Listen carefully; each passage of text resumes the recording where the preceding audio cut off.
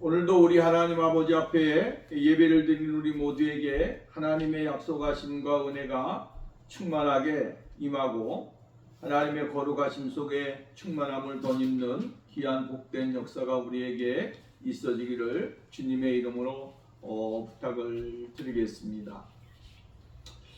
여러분, 하나님이 행하시는 일들을 항상 우리는 묵상하고 있습니다. 하나님이 행하시는 일들은 더디되어진다고 해서 안 이루어지는 것도 없고요, 급하다고 해서 되어지는 것도 없습니다. 여러분, 하나님이 하시는 일들을 우리는 묵묵하게, 때로는 침묵하며 기다리는 신앙의 생활이 아주 중요합니다. 사람들은 조급해하지 않습니까? 조급해서 안 이루어지게 되어지면 이것이 언제 될까 노심초사하게 되어지고, 오늘 우리가 여러분 제대로 안절부절하며 우리의 중심을 어디에 둬야 될지 모르는 때가 많이 있습니다. 이것은 우리의 인생의 삶에 있어지는 삶의 모습 가운데 하나라고 생각이 되어집니다. 그렇지만 우리가 분명히 알아야 될 것이 있습니다. 우리는 초조하고 우리는 여러 가지로 많은 고통이 있게 생각할지 모르겠지만, 하나님은 하나님의 방법과 하나님의 뜻에 맞추어서 천천히 또 조급하지 않으시게 모든 일을 행하시게 되어진다라고 하는 사실입니다. 하나님의 때, 하나님의 계획, 이것을 우리가 알게 되어진다면 우리는 우리의 마음속에 있는 조급함이나 초조함을 내려놓을 수 있다라고 하는 말씀입니다. 하나님의 때를 기다리는 것, 또한 하나님의 때를 잘 맞추는 것, 이것이 곧 우리의 인생의 성공이요 또한 믿음의 성공이 되어질 수 있는 축복의 역사가 일어나게 되어지는 것입니다. 하나님이 또 원하시는 것이 무엇이 있을까요? 다른 것이 아니라 하나님은 하나님 중심의 신앙의 삶을 원하신다라고 하는 것이죠. 하나님의 중심의 삶은 곧 무엇을 의미하느냐 하면, 우리가 말씀을 따라서 살아가는 것, 말씀을 의지하는 것, 하나님 중심의 생활을 살아가는 모습이겠죠. 그런데 더 중요한 것은 하나님의 중심이 계시는 그곳, 하나님의 나라, 하나님의 교회를 중심으로 하는 신앙생활을 의미하는 것입니다. 하나님의 뜻에 맞추어서 생활하는 그 모습은 곧 교회를 중심으로 하는 신앙의 생활이 되어야 됩니다. 교회를 떠나게 되면 어떻게 되느냐? 하나님이 복을 주시지 않습니다. 두 번째로 하나님이 함께 하시지를 않습니다. 하나님의 역사가 그 사람 생활 가운데 이루어지지 않게 되어진다라고 하는 것입니다. 때를 따라 돕는 하나님의 은혜를 누리기 위해서는 무엇보다도 하나님 중심의 생활, 교회 중심의 생활, 말씀 중심의 생활이 오늘 우리들에게 있게 될 때에 하나님께서는 우리들에게 하늘의 신령한 복을 주시고 또 하나님의 약속하신 것들을 이루어 주셔서 하나님의 뜻을 이룰 수 있는 귀한 자리에 나가도록 만들어 주시게 되어진다라고 하는 것입니다. 이스라엘 백성들도 역시 마찬가지예요. 여러분, 광야 생활을 하게 될 때에 무엇을 중심으로 생활을 했습니까? 성막을 중심으로 한 삶을 살았죠. 민족의 전체적으로 중간에 하나님의 거룩한 성막을 세우시고 동서남북 여러분 지파별로 나누어서 이제 생활을 하므로 그들은 늘 어디를 가든지 간에 하나님 성막 중심의 생활, 하나님 중심의 생활을 살았다라고 하는 것입니다. 여리 이스라엘 백성들이 여러분 요단강을 건너서 이 가나안 땅에 진입할 때도 제일 먼저 누가 떠났습니까? 군사들과 하나님의 법궤를 맨 제사장들이 먼저 출발을 하게 됐습니다. 생활 자체도 하나님 중심의 생활이었고 진행하는 모든 과정도 하나님의 중심의 생활이었습니다. 그리고 그들은 길갈에 하나님의 거룩한 성막을 짓고 또한 그곳에 12 돌을 가져다가 세우면서 하나님이 함께 하시는 그 기념비를 세우게 되어졌지요. 그리고 이스라엘 백성들이 이제 어느 정도 이제 안정권에 들어갔을 때에 우리가 말씀을 보았습니다마는 하나님의 성막을 어디로 옮겼다 그랬습니까? 실로로 옮겼다라고 말씀을 했습니다. 실로로 옮기는 것은 결국은 무엇을 의미하는 겁니까? 다시 한번 그들의 신앙을 각성시키시고 하나님 중심의 신앙을 회복시켜 주므로 나태했던 신앙이 좀 더 하나님 중심의 신앙으로 확실하게 서게 되어지는 그 모습을 이야기해 주고 있습니다. 그래서 이스라엘 백성들은 여호수아나 이스라엘 백성들은 제일 먼저 소중하게 생각한 것이 땅이 아니었어요. 또 그들이 가지고 있는 어떠한 기득권이 아니었어요. 제일 중요한 것은 무엇이냐면 하나님의 성막, 하나님이 중요했다라고 하는 거예요. 하나님이 그들과 함께 계시지 아니하면, 하나님이 그들에게 은혜를 주시지 아니하면, 하나님이 그들에게 역사를 하시지 않는다면 그들의 생활은 아무것도 아니기 때문이었습니다. 그렇기 때문에 이스라엘 백성들, 여호수아와 이스라엘 백성들은 이제 실로로 하나님의 성막을, 회막을 다 옮기고 안정시키고 나서, 그리고 나서 무엇을 했습니까? 이스라엘의 9지파에게 이제 뭡니까? 7지파에게 보내어서 21명의 정탐꾼을 보내어서 자세하게 지도를 그리고 돌아오도록 만들게 되어진 것을 볼 수가 있게 되어집니다. 근데 중요한 것이 있는데 오늘 우리가 보게 되어지면 야곱의 두 아내가 있습니다. 첫 번째 아내는 레아지요. 큰 언니입니다. 언니 레아. 두 번째가 라헬입니다. 라헬이 자녀. 이렇게 있는데 하나님께서는 또 그의 첩들이 있지 않습니까? 비라와 실바라고 하는 여인이 있습니다. 그래서 내 여인이 있지만 하나님께서는 이스라엘 백성들 땅을 차지하게 될 때에 제일 먼저 누구의 자식을 앞에다 세웠냐면 이제 7지파 남은 자손 중에 먼저 여러분 두 아내 레아와 라헬의 자손들부터 이제 땅을 먼저 분배하게 되어집니다. 그리고 나서 이제 다 분배하고 난 다음에 마지막으로 비라와 실바의 소생, 이 소생들이 이제 땅을 차지하게 되어지는 것을 보게 되어집니다. 하나님께서는 모든 일을 행하시게 될 때에 항상 질서를 아주 중요하게 생각하시는 것이죠. 질서가 없이 하나님이 일하시는 분이 아닙니다. 가정사도 역시 마찬가지예요. 하나님께서 일을 행하실 때에 모든 것이 다 질서 있게, 체계 있게 모든 일들을 행하시게 되어진다라고 하는 사실을 우리가 발견을 하게 되어집니다.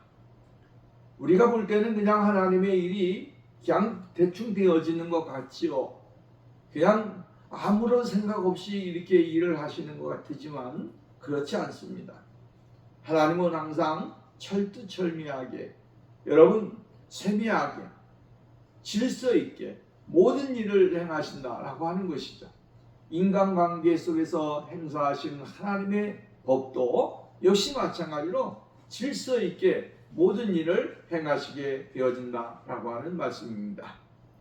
그래서 레아와 라헬의 자녀인 이제 베냐민, 시므온, 스불론, 이사갈 이 지파가 먼저 기업의 할당을 받게 되어졌고요.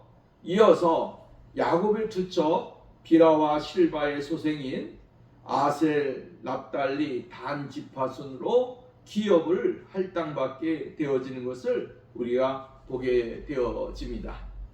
오늘 18장 이 중반절부터 하반절까지는 이제 베냐민 지파가 땅을 차지하게 되어지는 분배받는 그러한 모습이 나와 있는 것을 볼 수가 있게 되어집니다. 우리는 항상 기억을 해야 됩니다. 무엇을 기억해야 될까요?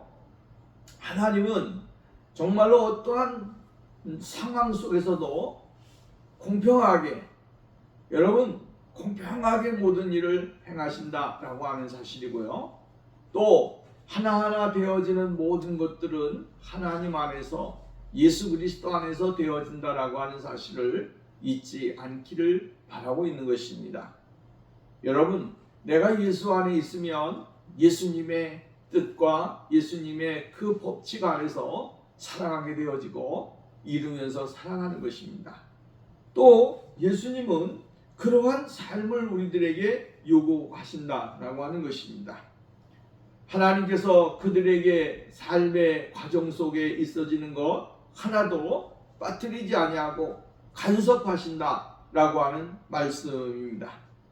그리고 거기에서 파생되어질 수 있는 수많은 문제들이 있지 않습니까? 그 문제들을 스스로가 다시 한번 점검을 하고 다시 한번 세부적으로 조정하면서 서로가 윤곽을 맞춰가고 서로가 아름다운 관계를 형성할 수 있는 그 자리에 들어가도록 만들어 주시는 것입니다. 하나님은 그래서 모든 사람들이 잘 맞추어진 그 관계 속에서 서로가 서로를 이해하고 또한 포용할 것은 포용하고 양보할 것은 양보하고 이러면서 하나님이 원하시는 그 모습을 완전하게 이루는 그 자리에 나가도록 만들어 주시게 되어진다라고 하는 말씀입니다. 이것이 곧 하나님이 요구하시는 것입니다.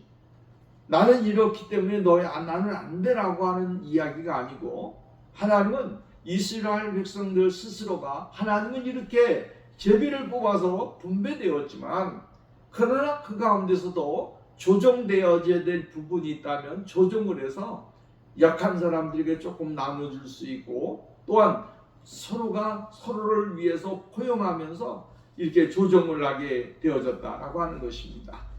이것이 곧 하나님이 우리들에게 요구하시는 것입니다. 세상에 살아가면서 수많은 일들이 있지 않습니까? 근데 대쪽같이 어떠한 무를 자르듯이 딱 자르는 것이 아니라 하나님은 그 가운데서 서로가 이해관계를 형성하여 하나님의 뜻을 이룰 수 있는 그 자리에 나가도록 만들어 주시기를 원하신다라고 하는 것입니다. 이것이 바로 그리스도인들의 삶입니다. 쉽게 말하자면 하나님을 대적하고 하나님이 아닌 다른 것에 대하여 어떠한 것을 포용하는 것은 잘못된 것입니다. 이단의 세력들에 의하여 여러분 포섭이 되어지고 비진리가 우리에게 유혹을 하고 하는데 그것을 수용하고 그것을 용납하게 되어지면 안 되는 것이죠. 그거에 대해서는 단호하게 우리는 배격을 해야 됩니다. 하나님의 뜻이 아닌 것에 대한 배격을 해야 돼요. 하나님의 뜻이 아닌 것에 대해서는 우리가 단절을 해야 돼요. 하나님이 우리들에게 요구하시는 것이 무엇입니까? 진리 수호입니다. 하나님의 진리를 수호하고 하나님의 말씀을 사수하는 것은 오늘 곧 그리스도인들에게 있어서 생명이죠. 이 생명을 잃어버리게 되어지면 질서가 무너지게 되어지고 결국은 그 사람은 죽음에 이르게 되어진다라고 하는 거예요. 그렇기 때문에 말씀을 사수하고 그 말씀대로 생활하고 말씀의 그 은혜를 깊이 알면서 주님 앞에 나가는 삶은 굉장히 중요하다라고 하는 것입니다. 그러나 삶의 문제에 있어서 하나님은 서로가 서로를 이해하고 격려하고 그러면서 하나님의 뜻에 부합한 삶을 살아가기를 원하신다라고 하는 말씀입니다. 그것이 곧 주님의 모습이에요. 또한 주님이 우리들에게 요구하는 거예요.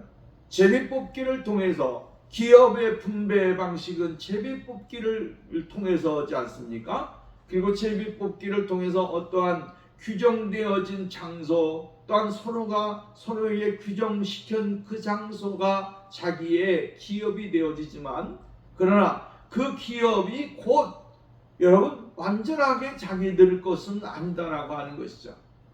그렇기 때문에 서로 이해와 또한 사랑을 가지고 섬기면서 나가야 하는 그 모습이 있게 되어진 것입니다. 이러므로 인해서 어떻게 됩니까? 궁당당 이게 뭡니까? 옛날에 시골 버스를 타게 되어지면 사람들이 얼마나, 이 서울에서 마찬가지지만 그러나 사람들이 얼마나 많습니까? 얼마나 많은지. 버스 한번 타면은 여기저기서 이구동성으로 그냥 막 숨을 쉴 수 없을 정도로 그렇게 비좁은 그러한 열차를 타봤기도 했고 버스를 타봤습니다. 근데 가다 보니까 어떻게 됩니까? 덜컹덜컹 하면서 무엇이 잡힙니까? 자리가 잡힙니다. 그렇게 자리가 없었는데 어느 순간인가 좁은 공간인데도 여유가 생겨요. 이것이 곧 우리들의 삶의 모습이 아닌가라고 하는 것이죠. 때로는 사람들이 많으니까 기사 아저씨가 여러분 브레이크를 한번 팍 밟기도 하고 또 떠나서 가기도 하고 이러면서 어떻게 됩니까? 비좁은 공간에 이 조그만 공간이 생기고 서로가 서로의 공간 속에서 그 좁은 공간 속에서 머물러 있을 수 있는 그러한 자세가 나오게 되어진 것처럼 하나님은 이러한 것을 우리들에게 요구하신다라고 하는 것입니다. 분배하는 지도자들은 누구였습니까? 대제사장 엘르아사, 떠나서는 이 민족의 지도자, 최고 지도자인 여호수아, 그리고 각 지파의 대표들, 족장들이 나서서 여러분 다 이렇게 기업의 분배를 하게 책임자로서 행하게 되어진 것을 볼 수가 있게 되어집니다. 그러나 중요한 것은 뭡니까? 대제사장이나 최고의 지도자나 또한 각 지파의 족장들이 있지만 그 세 사람이 이 사람들이 모여 있는 그 위에 누가 계시느냐 하면 바로 하나님이 그들의 마음과 생각과 뜻을 주장하시고 계셨다라고 하는 것입니다. 사람이 아니라 하나님이 모든 일을 행하시게 되어진 것을 볼 수가 있는 것이죠. 그렇기 때문에 우리는 모든 일들이 절대적인 하나님의 주권에 의하여 하나님의 섭리와 하나님의 뜻에 의하여 이루어진다고 하는 사실을 우리는 잊지 말아야 되는 것입니다. 여러분, 하나님의 주권을 잃어버리게 되어지면 우리의 신앙의 모든 것들이 다 흔들리게 돼요. 하나님의 절대적인 주권을 믿고 의지하고 나가게 될 때에 거기에 우리는 하나님이 행하시는 일들에 대하여 아멘으로 받을 수가 있고 감사로 받을 수가 있고 기쁨으로 받을 수가 있는 겁니다. 그렇지 못하게 되어지면 오늘 우리는 하나님을 향하여 원망과 또한 비판과 여러분 정말로 감사가 없는 그러한 짜증을 내면서 나갈 수 있는 사람들이 되어질 수 있다라고 하는 것입니다. 오늘 성경 말씀으로 다시 돌아가서 보면 그들의 지리적인 특성에 보게 되어지면 이 베냐민 지파의 땅은 어디냐면 여러분 에브라임 지파 바로 밑에입니다. 에브라임 지파 바로 밑에 또한 더 나가서는 남쪽으로는 북쪽으로는 에브라임이고요. 남쪽으로는 유다 지파가 있게 되어지죠. 그리고 동쪽으로는 여리고가 있게 되어지고 그쪽 반대쪽으로 가보면 거기에는 여러분 우리가 잘 아는 대로 좀 더 가보면 단 지파가 이제 자리를 잡고 있는 그 장소까지 이렇게 나가게 되어지는 것을 볼 수가 있게 되어집니다. 사실 이러한 것을 우리가 보면 창세기에 나타난 하나님의 거룩하신 은혜의 모습을 다시 한번 발견할 수 있게 되어진다라고 하는 말씀입니다. 일찍이 베냐민 지파를 향한 옛 족장들의 예언적인 메시지와 일치되게 하나님은 하나도 빠지지 아니하고 그대로 그 자리에 앉혀주시게 되어진 것을 볼 수가 있게 되죠. 그래서 베냐민 지파가 차지한 땅에는 아주 작습니다. 여기 에브라임 지파와 또한 유다 지파 그 사이에 끼어가지고 있지만 그러나 이 베냐민 지파의 이 땅에는 아주 굉장히 중요한 요충지의 도로상이 있었고 또 나아가서는 중요한 요충지가 많이 있게 되어지는 것을 우리는 볼 수가 있게 되어집니다. 하나님은 이렇게 베냐민 지파에게 이러한 자리를 주시고 그들이 하나님의 은혜를 누릴 수 있는 귀한 자리에 나가도록 만들어 주시게 되어집니다. 사사기에서나 사무엘하 이 말씀에 보면 이 베냐민 지파의 그 가지고 있는 지리적인 특성 때문에 이스라엘의 남쪽과 이제 북으로 분열된 이후에 베냐민 지파의 땅은 북방 정책을 추진하는 남쪽의 유다 지파와 남방 정책을 추진하는 북쪽의 에브라임 지파의 세력 간의 충돌이 막 일어날 때에 여기 최고의 격장지가 어디냐면 베냐민 지파가 속해 있는 이 땅이 서로 남과 북의 싸움의 격장지가 되었던 것들을 우리는 사사기나 또는 사무엘의 말씀을 통하여 볼 수가 있게 되어집니다. 그런데 주목할 것은 뭐냐면 500년 전에 이스라엘 백성이 땅을 이 베냐민 지파가 땅을 차지하기 전 500년 전에 야곱은 이 같은 사실을 예언해 주게 된 것을 볼 수가 있다라고 하는 거예요. 창세기 49장 27절 말씀에 보면 베냐민은 물어뜯는 일이라 아침에는 빼앗는 것을 먹고 저녁에는 움킨 것을 나누리로다 라고 말씀을 해주고 있습니다. 베냐민 지파는 남쪽 유다와 인접하고 있는 관계로 베냐민 지파는 후일에 이스라엘이 남과 북으로 분열될 때 유다 지파에게 소속할 수 있는 여건이 마련되었습니다. 유다 지파는 하나님의 성전과 법궤가 있는 정통을 가진 지파 아니겠습니까? 이런 점에서 베냐민 지파는 하나님의 성전 가까이에 거할 수 있는 좋은 여건의 기업을 분배받았다라고 하는 것입니다. 그들은 유다 지파에 속하여 다윗의 가문과 하나님의 성전을 파수함으로써 결과적으로 모세의 예언대로 성취되어지는 것을 볼 수가 있는 것입니다. 신명기서 33장 12절 말씀 봅니다. 신명기서 33장 12절 말씀에 보면 베냐민에 대하여는 일렀으되 여호와의 사랑을 입은 자는 그 곁에 안전히 거하리로다. 여호와께서 그를 날이 맞도록 보호하시고 그로 자기 어깨 사이에 처하게 하시리로다 라고 말씀을 했습니다. 베냐민 지파에 대하여 말씀을 한 거예요. 베냐민 지파는 하나님의 사랑을 입은 자고 하나님의 곁에 안전히 거하게 되어질 것이다 라고 이야기를 해주고 있습니다.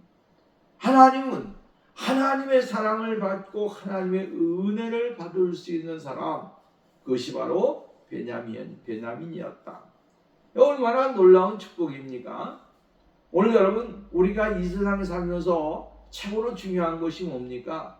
하나님의 보호와 하나님의 사랑을 받는 것, 이게 얼마나 중요한 것입니까? 이 사랑을 받으려고 오늘도 우리는 노력을 하는 거예요. 하나님의 사랑이 내 곁에 머물기를, 하나님의 사랑이 우리에게 충만하기를, 하나님의 그 은혜가 날마다 우리 가운데 넘쳐나서 하나님의 뜻을 이룰 수 있는 그 거룩함 속에 거하기를 위해서 우리가 날마다 애쓰고 노력하는 것이다 라고 하는 것입니다. 근데 베냐민에 대하여 말을 하기를 정말로 하나님의 그 은혜가 그들에게 임하게 되어질 것이다 라고 말을 합니다. 그리고 그를 날이 맞도록 보호하시고 또 그로 자기 어깨 사이에 처하게 하신다라고 하는 것은 하나님의 감싸심과 하나님의 인도하심이 그들에게 임하게 되어질 것이다라고 이야기해 주고 있습니다. 우리는 정말로 하나님의 작정과 약속은 구체적으로 실현된다라고 하는 것이죠. 우리들의 영적인 기업은 우연이나 행운의 결과가 아니에요. 하나님의 은총에 근거한 하나님의 은혜라고 하는 사실을 우리는 늘 잊지 않게 되어지죠. 내가 잘났기 때문에, 내가 똑똑하기 때문에, 내가 무엇을 할 수 있기 때문에 내가 이러한 사랑을 받고 은혜를 받는 것이 아니다 라고 하는 것이죠. 하나님의 은혜, 하나님의 거저 주시는 그 영적인 사랑으로 인하여 우리가 하나님 앞에 영광을 돌릴 수 있는 그 자리에 나가도록 만들어 주시게 되어지는 것입니다. 사도 바울은 에베소 교회를 향하여 이야기하게 될 때에 1장 9절 10절 12절 말씀을 보면 그 뜻의 비밀에 우리에게 알리셨으니 곧 그 기쁘심을 따라 그리스도 안에서 때가 찬 경륜을 위하여 예정한 것이니 하늘에 있는 것이나 땅에 있는 것이 다 그리스도 안에서 통일되게 하려 하심이라. 모든 일을 그 마음에 원하는 대로 역사하시는 자의 뜻을 따라 우리가 예정을 입어 그 안에서 기업이 되었다라고 이야기를 했습니다. 하나님의 예정 속에, 하나님의 뜻하신 계획 속에서 하나님께서는 우리들에게 기업을 주시고 우리들에게 은혜를 주신다라고 하는 사실입니다.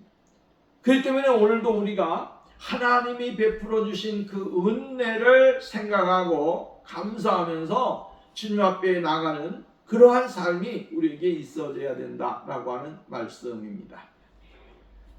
여기 12절 말씀부터 보면 본문에는 실로에서 제비를 뽑힌 베냐민 지파의 사면 경계가 마치 토지 측량사들의 기록과 매우 자세하게 기록되어진 것을 볼 수가 있게 되어집니다. 왜냐하면 그 중에는 오늘날 존재하고 그 정확한 위치를 확인할 수도 없는 많은 지명과 지형들이 소개되고 있습니다. 그러나 그럼에도 불구하고 그들이 이러한 기록이 필요한 것은 본문이 오늘 우리들에게 여러 가지 많은 의도를 가지고 쓰여졌기 때문이다라고 하는 말씀입니다. 그 중에 하나가 구체적인 지명과 표기를 통하여 기업 분배의 사실성을 분명하게 인식시켜 주기 위해서다라고 하는 말씀입니다. 곧 그것은 없는 일을 꾸며서 낸 것이 아니라 실제로 그렇게 이루어졌음을 분명하게 인식하게 하는 이 성경의 기록의 역사성을 의심 없이 받아들이도록 하기 위해서다라고 하는 말씀입니다. 하나님은 우리들이 믿지 못하는, 사람들이 믿지 못하는 그러한 것들을 말씀하신 것이 아니라 성경의 기록을 통하여 하나님은 실질적으로 이스라엘 백성들에게 또는 여러분 각 지파에게 지명과 그 지역을 상세하게 기록해 줌으로 인해서 하나님의 행하신 일들이 사실이라고 하는 사실, 그것을 우리들에게 가르쳐주고 있다라고 하는 것입니다. 다시 말한다면 역사의 진실성을, 역사의 그 포괄적인 그 모습을 이제 가르쳐주고 있는 것이다 라고 하는 말씀입니다. 하나님은 이러한 것을 통해서도 여러분 거짓이 없이 진실하게, 더 나아가서는 하나님의 역사가 이렇게 완성되어지고 이루어진다라고 하는 사실을 자세하게 기록을 해주고 있다라고 하는 말씀입니다. 여러분 창세기에 기록된 하나님의 약속, 또 나아가서는 출애굽기에 약속했던 하나님의 말씀, 여호수아에게 기록되어진 말씀, 이 말씀 총 종합적으로 생각해 보면 하나님의 말씀이 기록되어진 대로 하나님은 그대로 일을 행하시고 계셨다라고 하는 사실이에요. 내 인생의 삶에, 우리의 인생의 삶에 하나님의 계획 속에 있어졌던 모든 것들이 어떻게 돼요? 하나도 빠짐없이 그대로 이루어지게 되어진다. 그리고 하나님의 위대하심과 하나님의 전능하심을 깨닫고 발견하고 나갈 수 있도록 만들어주시게 되어지는 것을 볼 수가 있게 되어집니다. 그렇기 때문에 기업의 사면 공개는 하나님께서 지어진 아름다운 구역으로서 그곳이 옥토든지 산지든지 사막이든지 어떠한 환경이든지 간에 그것을 감사함으로 받아서 개발을 하고 발전시켜 나가기 위해서 노력을 하는 삶이 있어져야 된다라고 하는 말씀입니다. 시편 기자는 이야기를 했어요. 시편 16편 5절 6절 말씀에 보면 여호와는 나의 산업과 나의 잔의 소득이시니 나의 분깃을 지키시나이다. 16절 보면 내게 줄로 재어준 구역은 아름다운 곳에 있으며 나의 기업이 실로 아름답도다. 하나님이 재어준 구역 안은 아름다운 구역이라고 하는 거예요. 그리고 아름다운 장소라고 하는 거예요. 그 장소를 어떻게 해야 되느냐? 쉽게 말한다면 그 아름다운 장소인데 하나님이 보실 때 아름답기 때문에 우리에게 주신 거 아니겠습니까? 하나님이 보시기에 아름다웠더라라고 하는 것을 하나님이 우리에게 주셨어요. 그것이 어떠한 것이냐 하면 하나님의 약속의 축복이 이루어지는 장소다라고 하는 것입니다. 하나님의 약속이 이루어지는 장소, 그 장소가 하나님의 아름다운 장소예요. 하나님이 우리에게 주신 장소예요. 이 장소를 어떻게 합니까? 어떨 때는 여러분 정말로 사막이기 때문에 불평하고 또한 산이기 때문에 불평하고 이렇게 옥토만 되면 그냥 좋아가지고 펄펄 뛰고 이러면 안 된다라고 하는 거죠. 하나님이 주신 그 기업은 어떠한 환경이든지 간에 하나님이 우리들에게 필요해서 주신 것이다. 하나님이 우리들에게 필요해서 주신 것이기 때문에 그것을 감사함으로 기쁨으로 하나님 앞에 맡겨진 일들을 감당해야 되는 것이죠. 우리가 일찍이 모았어요. 므낫세 자손들은 므낫세 지파는 자신들의 테두리에 앉아서 여러분 산을 보고 원망하고 들을 보고 원망하고 또 사막을 보고 원망하고 평지를 보고 원망하고 그러면서 자기들끼리 테두리 안에 앉아가지고 그것만 가지고 있는 것만 가지고 먹고 살면 되겠지 하고 이렇게 있다가 여호수아에게 온 말을 하잖아요. 우리가 구할 수 있는 땅은 요것뿐이 없습니다. 이 땅들 다 뭐합니까? 원망하고 불평하니까 여호수아가 뭐라고 말을 합니까? 일어나서 니네들 스스로 나가서 산도 개척하고 들도 개척하고 사막도 개척하고 해서 너희들이 옥토를 만들어라라고 이야기를 해주고 있어요. 이것이 곧 우리들의 모습이나 동일하다라고 하는 거예요.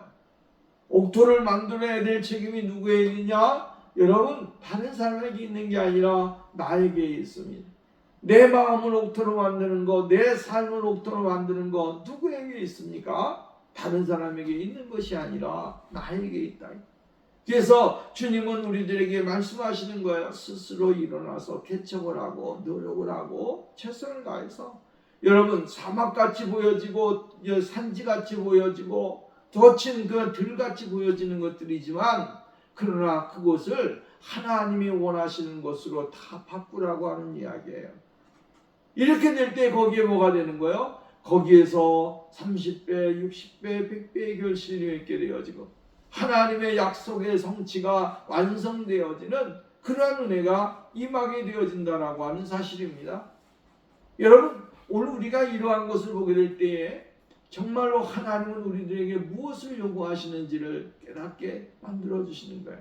예수님께서도 사람의 마음이 여러 가지라고 이야기하잖아요. 돌짝 같은 마음도 있고 가시밭 같은 마음도 있고 여러분 엉겅퀴가 있는 그러한 마음도 있고 여러 가지 마음이 있잖아요. 그것을 어떻게 하라는 거예요? 다 뽑아버리라는 거죠.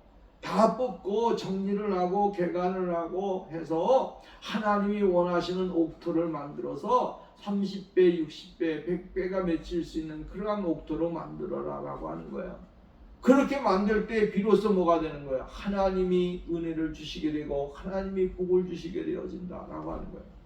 근데 오늘 우리가 분명히 알아야 될 것은 무엇입니까? 사람들은 그냥 여러분 한순간에 무엇이 떨어져서 나에게 이것이 내 인생의 여러분 성공의 모습이 되어야 된다라고 하는 것으로 착각할 때가 있다라고.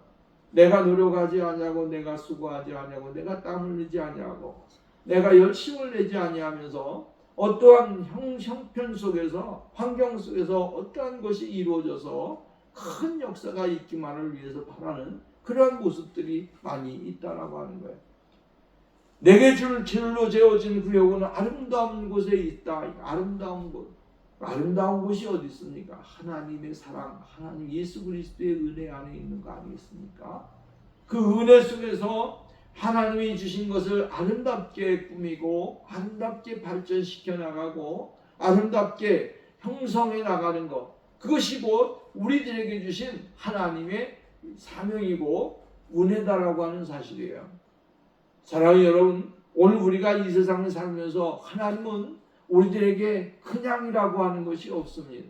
하나님이 주신 것이 있는데 그것을 우리가 하나님의 것을 받아 누리는 것은 우리들의 책임이에요. 또 받은 것을 내가 열심히 잘 달란트를 이용해서 잘 활용을 해서 이루어 나가는 것도 하나님의 일이다라고 하는 거예요. 이스라엘 백성들은 정말 베냐민 지파가 이 땅을 차지했지만 그러나 그 땅을 만족해서도 안 되고요. 거기에 더 살기 좋은 곳으로 만들어가고 어떤 한편이 조그마면 조그만 대로 크면 큰 대로 하나님이 주신 것 그것을 잘 이뤄나가는 생활이 하나님이 요구하는 것이다 라고 하는 말씀입니다. 그렇기 때문에 오늘도 우리들에게 주신 은혜를 생각해 봐야 됩니다. 오늘 나에게 주신 은혜가 무엇인가? 오늘 나에게 주신 하나님의 축복이 무엇인가를 생각해 봐.